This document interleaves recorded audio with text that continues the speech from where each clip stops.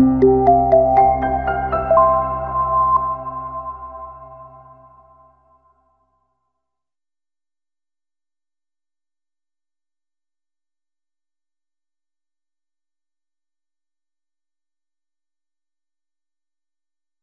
sekarang kita udah berempat, semuanya pengajar International Business Management, ada Kak Indra, ada Pak Ronald, dan ada Fahad.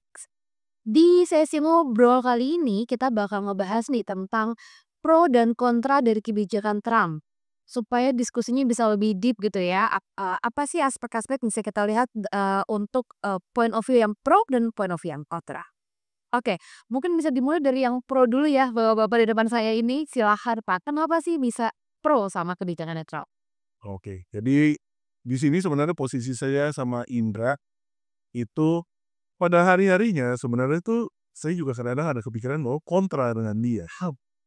Cuma di sini tuh biar diskusinya lebih hidup, saya coba posisiin. Nah, artinya kan saya tuh pengen ada di sisi mata dia ya, perspektif dia gitu. Karena seperti kemarin juga di kelas saya ajarin, kita juga mencoba berpikir bahwa pertama, dia kan nggak sebodoh itu ya untuk mengeluarkan komentar dia gitu.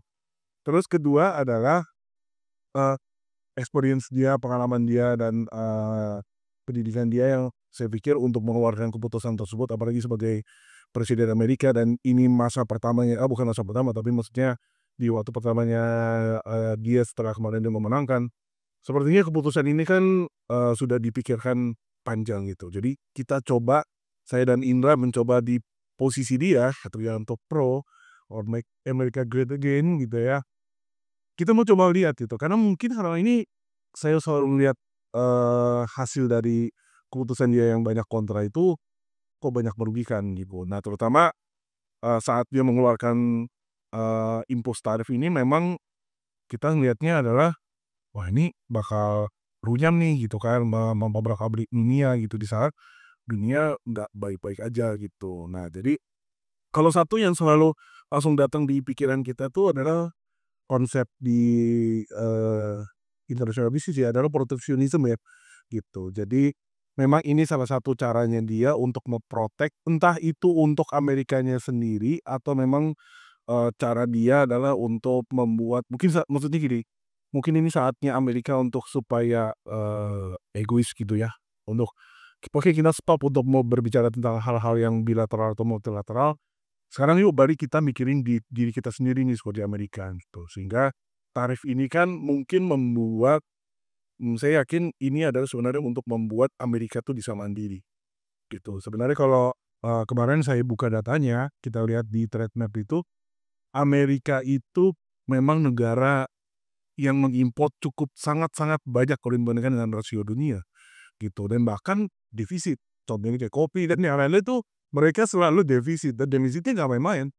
Dengan tingkat importnya mereka misalnya kayak, $10 billion, defisitnya tuh bisa kayak -9 gitu. Jadi pasti ini saatnya mungkin makanya Trump tuh bilang, "Oke enough kali ya import semua barang dan kita harus mulai bergerak dari kita sendiri mandiri," gitu. Dan memang untuk menjadi mandiri kan nggak semudah itu gitu ya, gitu Zal. Iya. Nah kalau dari Indra gimana Indra? Kalau kita lihat dari sudut pandangnya, misalkan kita sebagai warga negara Indonesia, ketika kita, melakukan proteksionisme yang terjadi saat ini, contohnya ke salah satu nikel, supaya nikelnya diolah dan mendapatkan nilai lebih, eee, mayoritas, penduduk kita memiliki, stance atau pendapat yang cukup positif ketika sebuah industri diprotek. Seharusnya, pendapat itu tidak boleh bias. Memang Trump sudah sering mengeluarkan pendapat yang kontroversial, tapi kalau kita lihat dari sudut pandang seorang presiden, itu adalah sebuah kegiatan, sebuah tindakan yang sah untuk, melindungi warga-warga. Plus memang tujuan dari, tarif yang ditingkatkan ini adalah ingin membangkitkan kembali Amerika sebagai negara produsen, yang sampai sejauh ini sebenarnya seperti yang Pak Ron tadi sudah bilang, Amerika merupakan negara konsumtif, negara pengimpor dengan jumlah yang luar biasa tinggi.